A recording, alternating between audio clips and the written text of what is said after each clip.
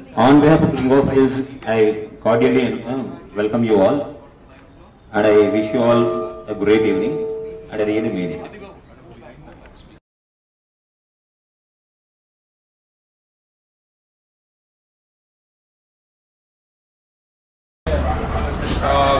So as you all know, this contest is based upon this format where the performer, we can call it a perform because the person is actually thinking loud.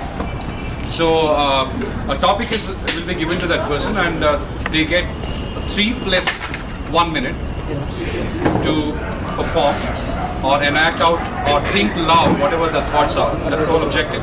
Remember, this is not a monologue. A monologue is when you're talking to an audience, when you're performing towards an audience. This is thinking to yourself, so it becomes a performance by itself.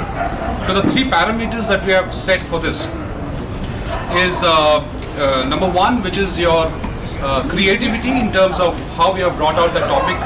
That means how you have structured it and how you have given it life. Right? That's number 1. Number 2 is your performance. Performance using some of the techniques or some of the ways to express your thoughts through voice modulation, as well as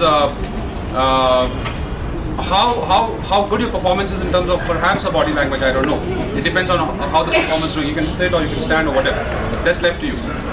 The third one is the grammar, the language, how you have structured it. Suppose you have a good topic, the content is interesting, but perhaps the way you brought it out is not that great. So these are the 3 basic parameters in which we'll be judging you.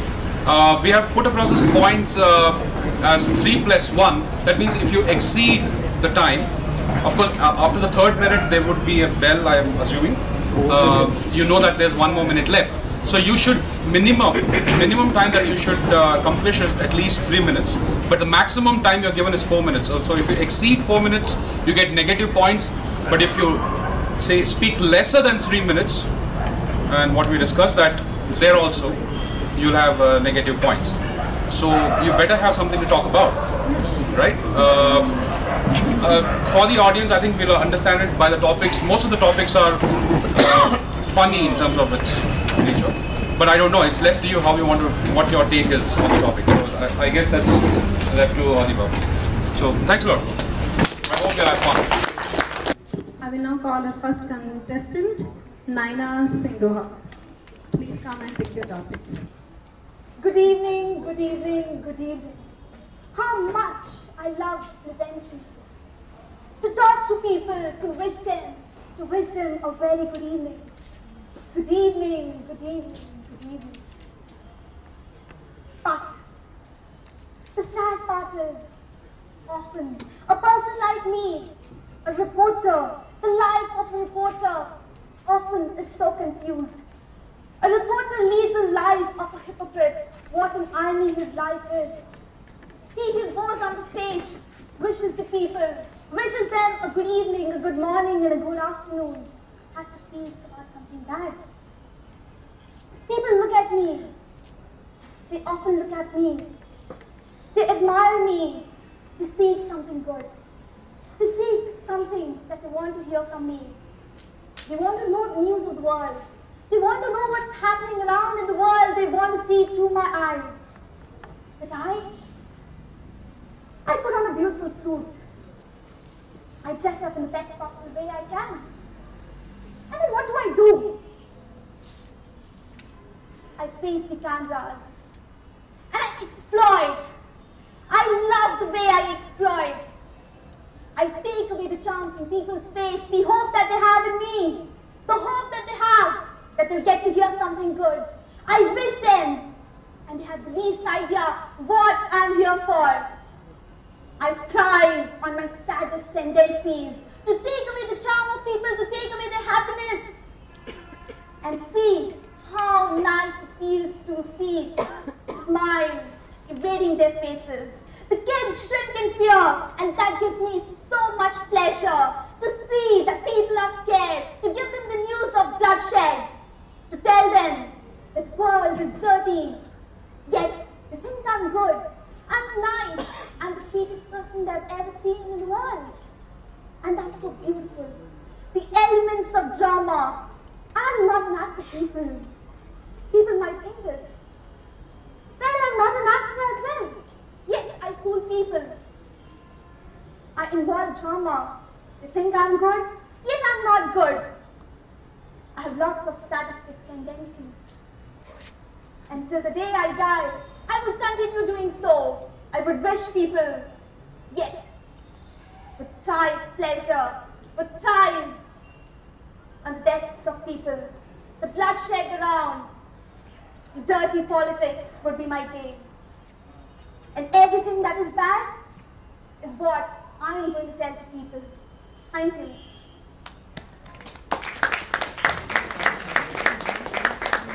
Our next contestant is Rajashekar Mamidanna. I hate it, man. Why Sachin should retire? Everyone advises him to retire.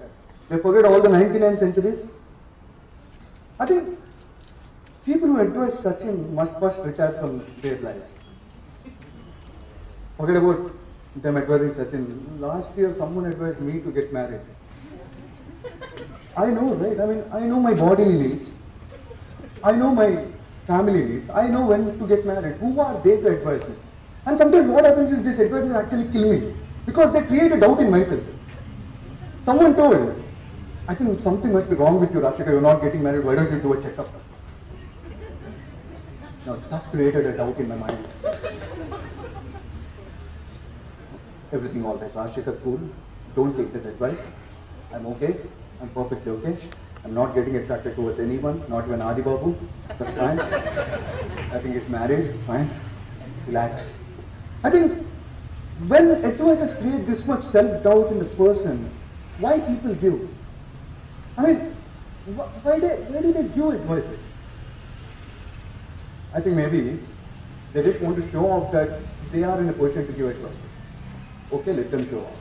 If they really want to show off something, why don't they show some girls to me? So that I can work on the advice which is given by them. No, something must be wrong. I think I have to get into understanding why people give advice. Everyone gives advice. When I was a kid, I remember that Murthy uncle who gave advice to my dad, your son acts very well, why don't you make him an actor? Now I became stand-up comedian, now he has a problem with that. He's not giving his own daughter to me for marriage. I flirted all through my life with her. Pooja, you want chocolate? Pooja, you want chocolate? Now Pooja is married. Pooja has a daughter. My age is going away. And he gave advice. It's all because of him. He only told me you can become an actor. Now I became an actor.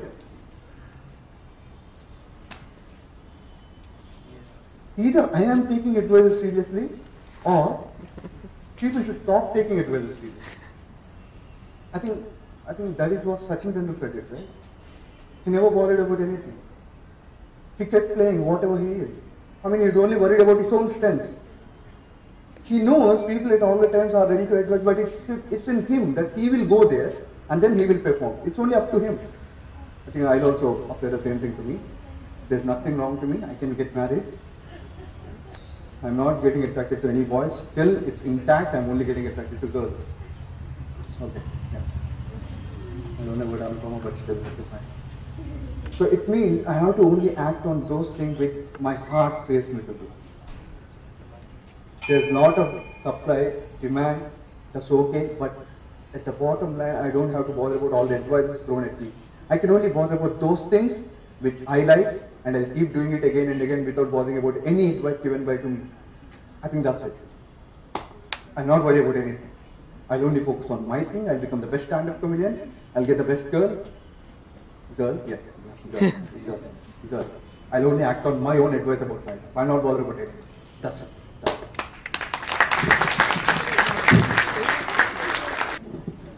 Next contestant is Arjun Reddy.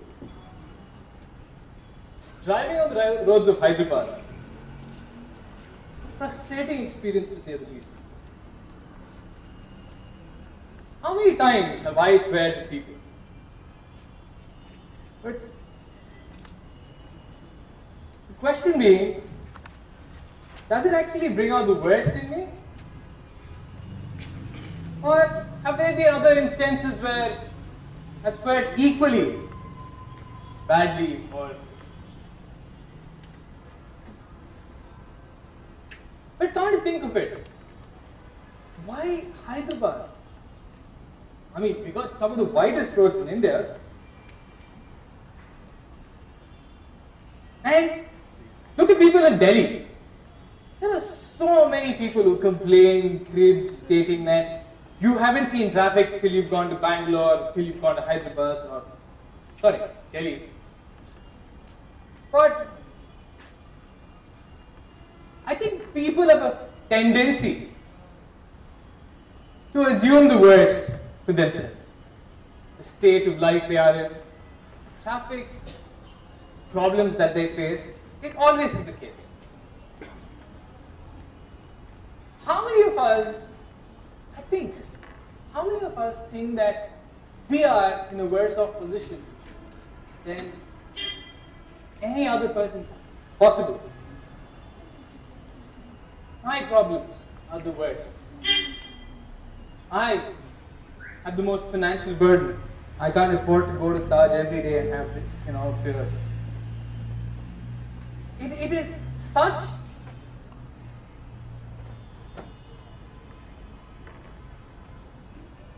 as a culture, people are told to think that they have the worst possible set of conditions to come out of. We've been told that we face the most odds in when it comes to hardships that we have to face. It just is so pointless. Why would we assume that we are always worse off than everyone else? Think of the US.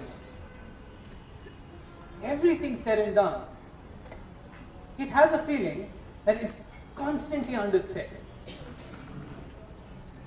Is it really under threat every single moment of its existence? Of course not.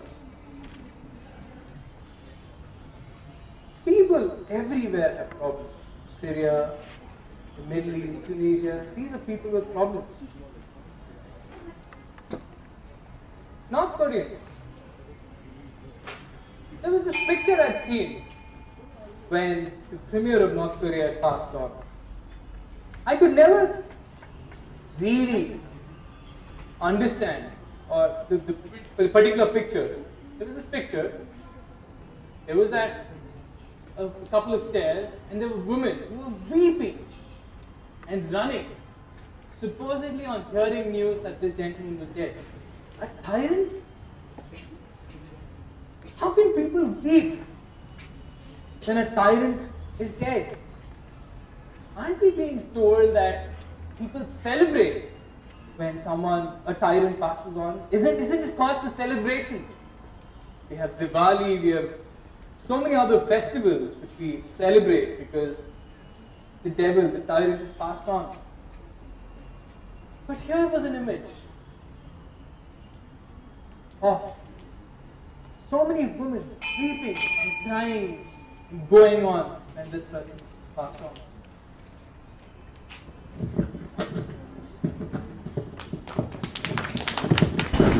Our next contestant is Ravani Sadhaneni. Probably thinks faster than you.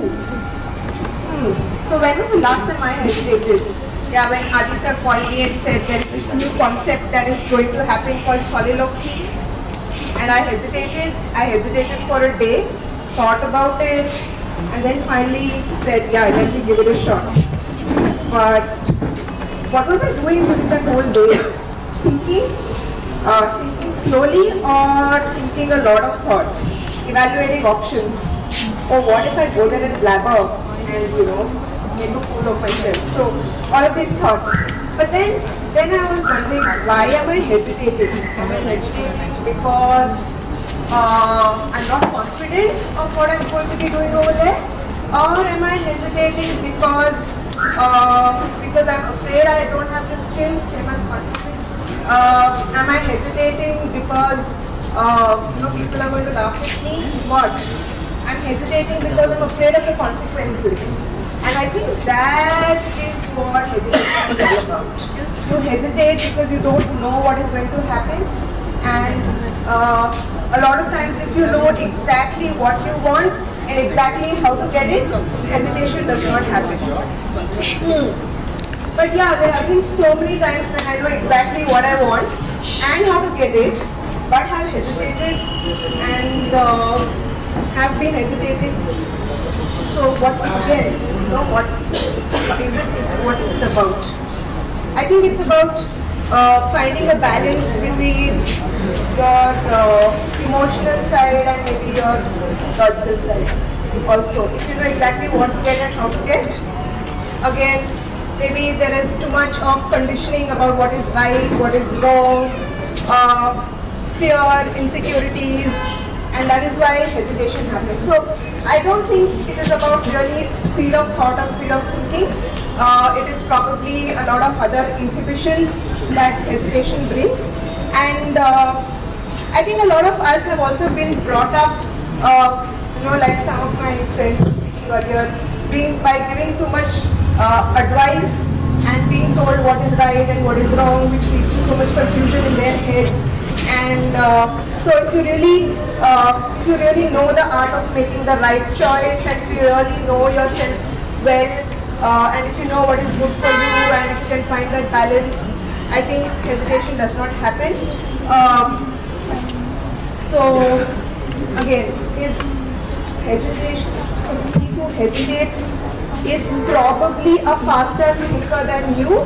Yes, maybe, because he who hesitates is having to evaluate all of these side emotions, logic, good, bad, advice, and then has to take calls. So, and probably he who does not hesitate and jumps into making a choice or doing something is foolhardy, or probably just a big risk taker.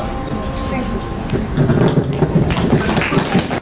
Our next contestant, Taskin Fatima Basha, is. Boy, when I think about it, my childhood can be divided into two eras. One era when I was the center of attraction and attention, and I was the only source of hope and joy and happiness for my entire family. And the second era was when the center turned into an eclipse, and there were two focal points, me and my brother Amir. The first era was so peaceful. I was teaching my parents how to be an ideal mother and ideal father. For example, I taught them how to get up early in the morning. It is because of me that my dad turned productive at office, because he had to secure my future and he also had to spend time with me. It is because of me that my mom learned so many things, taking care of me personally, my personal hygiene, my baby care treatment. I am the reason why she turned multitasking. And I think it is probably the reason why they named me Tasky. But after Amir was born, my peaceful, ideal house got converted into this massive fighting ring, and my ideal parents turned into referees. There were fights for everything that I could remember. There were fights for toys. There were fights for video games. For ownership of every molecule that was there in the house, we used to fight. And that used to be so sad. Wait a minute. I'm probably not putting it right. Amir was, after all, a good brother. He actually heard my sorrows, my joys. He also used to console me and take my side whenever I used to have fight with the neighborhood kids. Oh wait, I used to have fight with neighborhood kids because of him. So it's like, yeah, sorry. In the house, he used to fight with me for marbles, he used to open my doll and throw it in the water, and I used to just cry. Wait, he used to apologize later. Wait, no. That was because if he didn't used to apologize, my mom used to beat the hell out of him. And I remember, Amir was the reason why I started seeing WWF. I wanted to know how to make him cry like a baby. And my favorite one was rock bottom. Oh my God, such precious, precious days. I remember how quietly we used to fight. He used to pull my hair. I used to break his bones until one of us would get really, really hurt and we would start crying. And then mom would come running and she would go, stop it. But now that I think about it, it's because of those memories that I really love my childhood. No. I love my childhood because of seeing that look on my mom's face, the confused look. She would be so angry. She would stand in between us like a referee and she would go, wait, if you start fighting again, you guys are going to hit the books. And that threat used to work. But my dad had a different approach. He used to work on weekends. If we used to start fighting, my dad used to just carry one of us over the shoulder and just used to take one far, far away from the other. Well, now that I look back, I like my childhood because of those fights. And I like those fights because my parents were around to stabilize those fights. And if they wouldn't have done that, it would have costed me and Amar quite a few body organs. Thank you. Dates on calendar are closer than they appear.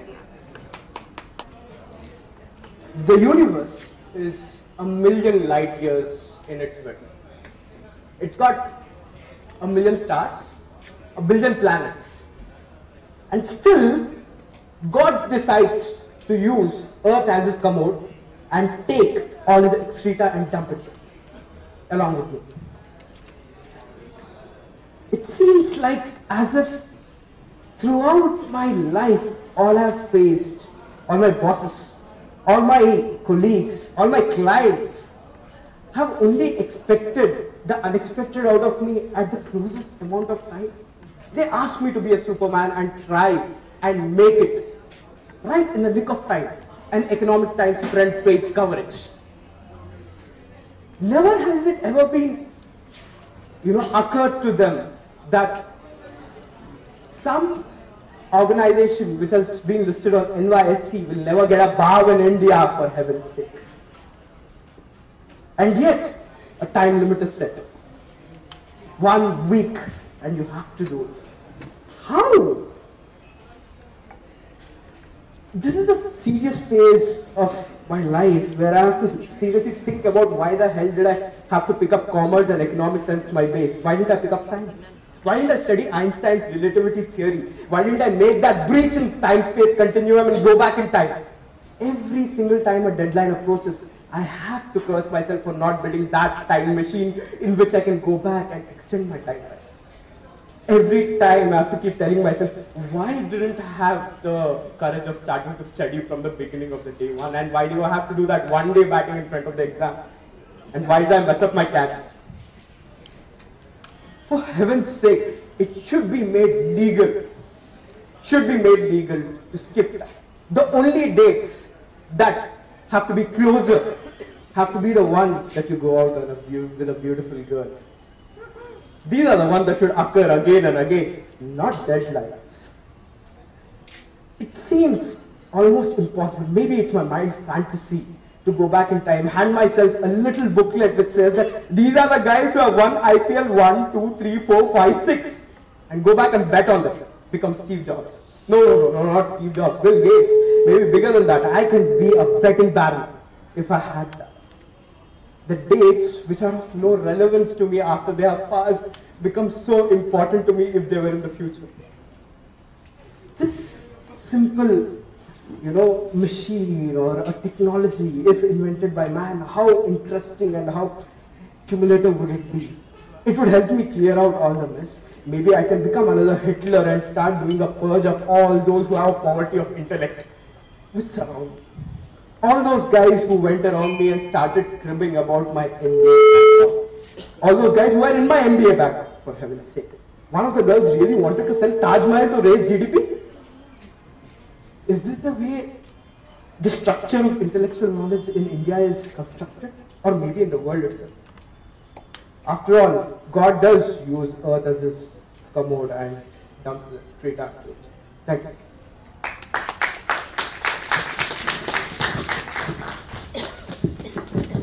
Next contestant, Rahul Reddy. I've been thinking lately Don't be. Why? Why is it always so difficult to start thinking? Though I have observed that when I think, I really have a lot of grammatical problems. Only when I think. And I think when I speak, I make more sense and the grammar is better.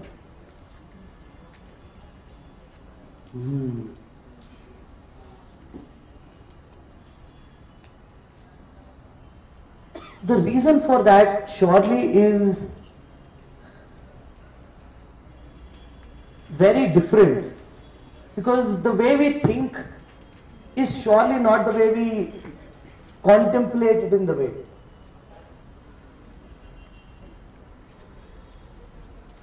That is why everything seems impossible when you don't need to do it.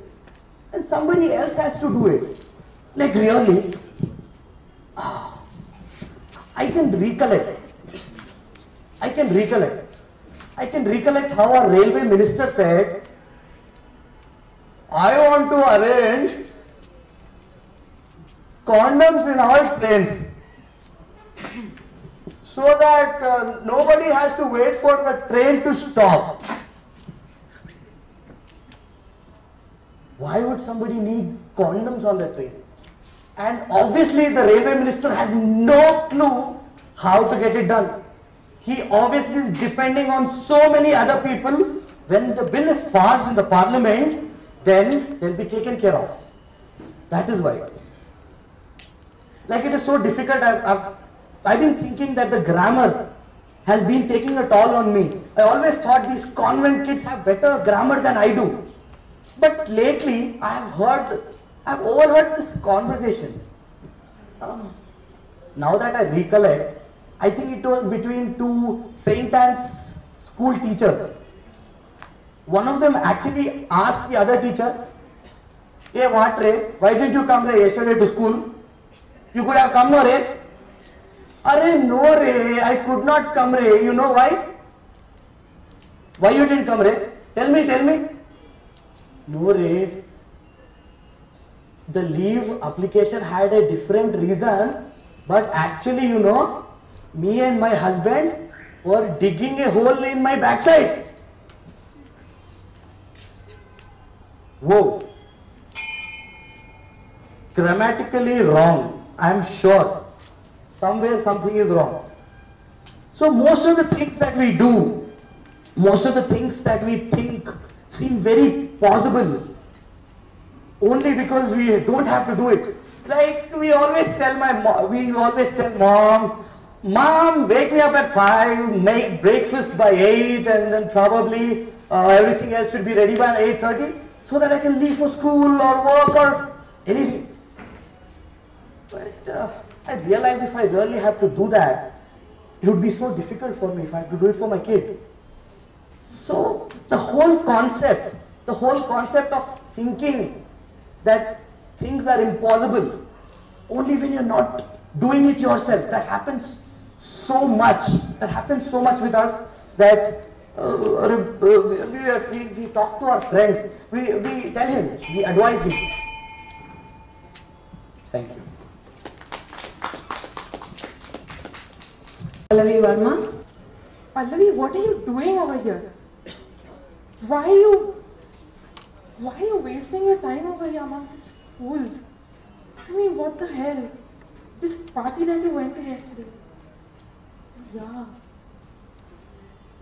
I just went inside the party and I see this whole crowd gathered around this one guy who looks like Hrithik Roshan. And you just walk up to him and you actually think that the evening would be interesting because there will be some intelligent conversation, and you go for a walk with him outside of the venue, and poof, he opens his mouth and you just want to run away from there and you can't because you're already out of the venue. What the? I know. just when you think that there are people whose looks would match their brains, you wake up and God tells you, listen, hello, you're on earth. But then, isn't this like really a fact that it was all governed by the laws of physics? Or by the laws of philosophy? I mean, I always tell my friend Ruchi that I hate Murphy because just when you expect something to happen, it doesn't. And I really do hate Murphy. Similarly, I think whoever came up with those laws of lights and the laws of sound must actually have met I don't know how many stupid people. He must have actually researched those stupid people to come to this conclusion, and yes, and their looks, to come to this conclusion probably that they don't really talk about what they look like they would be talking about. Yeah, exactly. On the contrary, there are those who look like idiots. And when they start talking, you just can't stop thinking about them. I do have a few friends like that. They might also listen to me talk about them someday. And actually, Pallavi, you really don't know which category you fall into. Oh. So yeah, I guess just like all those laws, this one holds too. That light travels faster than sound. Because anyone who radiates all that intelligence is actually dumb. Like that guy at the party, and also like the professor who taught me history. Okay. So Pallavi, note to self: do not trust looks. Only trust the brains of those who have already talked to you. Trust the laws of physics, but keep hitting Murphy. Keep hitting Murphy.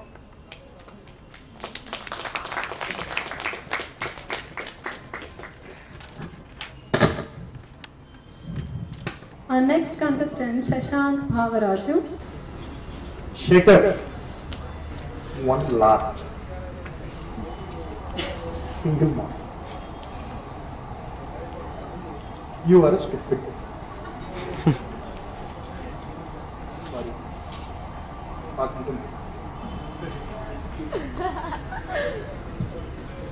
Who asked you to raise your hand? Shashank, who asked you to raise your hand? Childhood, did you ever raise your hand when your father said who will go and do work? No.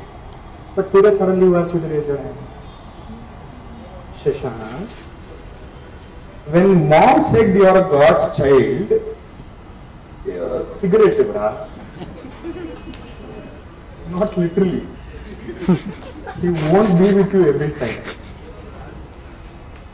Huh? So you tell your project manager that you will do the work. Then he said Friday. Did you ask him which Friday? You committed this Friday. I said, you have a problem? So you decided to work.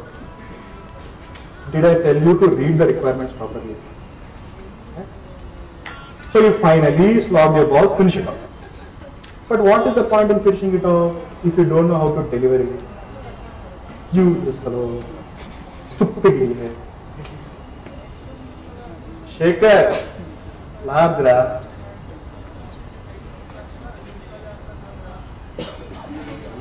So you said that you will go, you will take, you will drive. So you decided to come. Very good. When you decide to choose which road to take, you should be careful, right? You can't just go by the title, the road less taken. You have to read the poem, right? You can't guess that the person who succeeds takes the road never taken. The road never taken sometimes doesn't lead anywhere, right? So you decided to drive. The car breaks down. You said you'll take lift. Where are the people to take lift? Road not taken, no? Wherever you go, your network follows. 2 hours, no network. No follow. What do you do? God loves you, right? Definitely loves you. He's made you. He's given you a lot of intelligence. The only mistake you did was, you listened to yourself. Never do that. You need to have basic IQ. Huh? You know your levels of myself, madam, talking to myself. Yeah? So next time you have a project, what do? You don't raise your hand.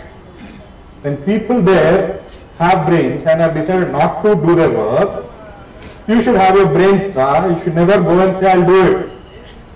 Right? So learn from your mistakes. God has made you. He definitely loves you. He's made your product manager also, he's made your client also. Yeah, yes, the requirements are definitely stupid, but then use your basic knowledge. Next time you want to raise your hand, first let everybody raise their hand and then you raise your hand. Okay? Your life will be good.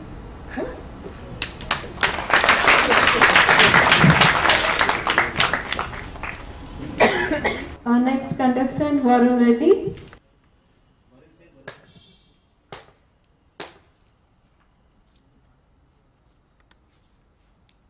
Had to happen. It had to happen.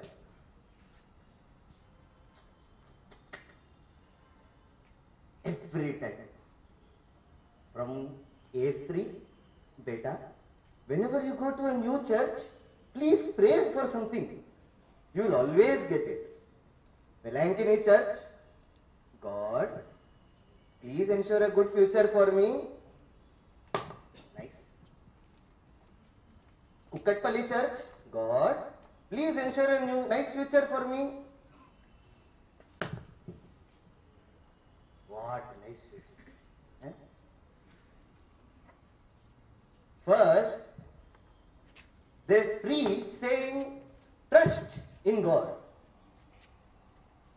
For the last 17 years, I have heard priests from all corners, all over the globe, even in that bloody Boston Catholic Church in Boston, saying, trust in God. Give all your worries to Him. What worries? B.Tech in NIT Kurukshetra, Varun have set your life. MBA in IIM Lucknow, Varun have set your life. Nice setting, ma. Very nice setting. Finally, big recession, government job, crappy boss. Trust in God. Very, very nice statement. Abe, your own fellows don't trust in you. Huh? You're talking about trusting in God. Have you ever looked at the Pope mobile? Trust in God. I should have known. The minute I saw the Pope traveling in that vehicle, the head of my church doesn't trust in God. Covered on all 4 sides with bulletproof glass. And he asks me, trust in God. Very nice. Very nice. How much more should I trust in God? Well, let's see. I don't want to get married. Nice. I think I should trust God on this. God, I am trusting in you now. After 5 pegs, I am totally trusting you.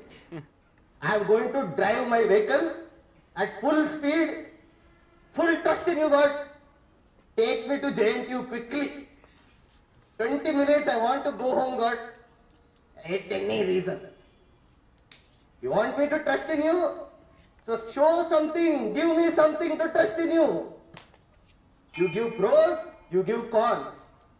We always pray for the pros. I never prayed for cons. I never said, God, give me a sarkari job. You gave it to me.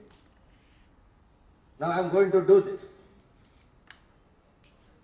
I am going to drive my vehicle and I am going to go full speed on the road.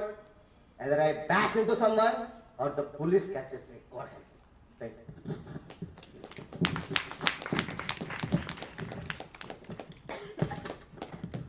I request Abhinav to talk with me, to introduce Lamakan to those who happen to be first time visitors here.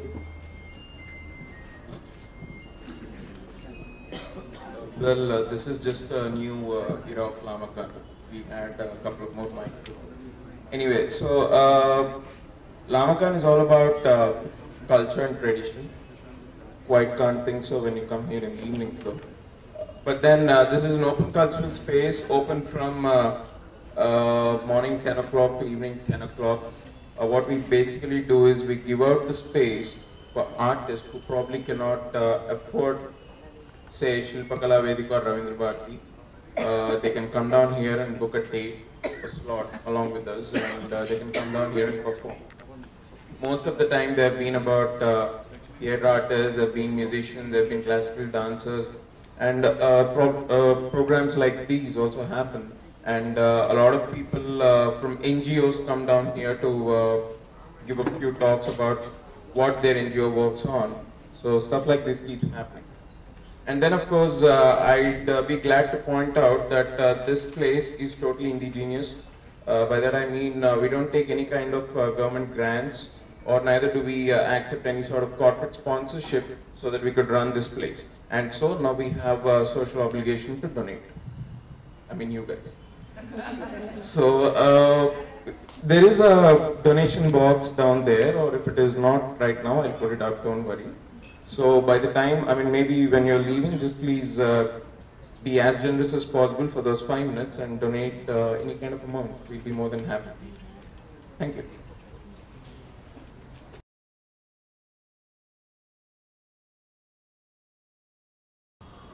The result, I'm told there is no first, second, third. There is as usual a tripod victory stand where we have 3 people coming to take their prizes. My job is to announce their 3 names, not in the order in which they were marked. They were marked to be the 3 best. I won't even suggest that you guess that they are in the order that I've called out their names. Therefore, I'll go by how they came on to speak. Shashank Bhavaraju,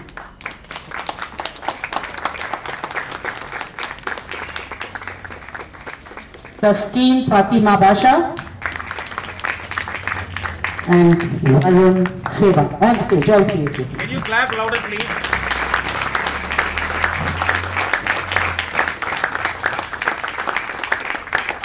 I wouldn't know if the bout between the 2 of them has been decided and who will come and give away the prizes, but one of them will. Please wait on.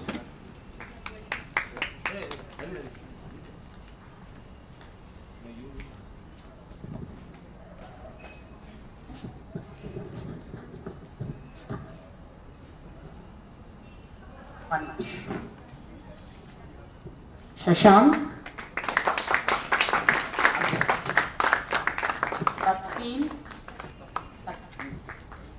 Taskeen, sorry, and Varun.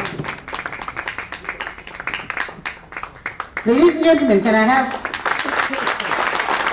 a loud round of applause for Radhi Babu? I once again thank you all for having taken some time, particularly on a Saturday, Sunday evening, and waited here and stayed here till the end of it. I'm really very excited, and I have got one more good reason to sleep peacefully and happily today. Do you? Yeah. We'll think about that. Thank you. Yeah. No more soliloquies, just dialogue. Bye. Good night.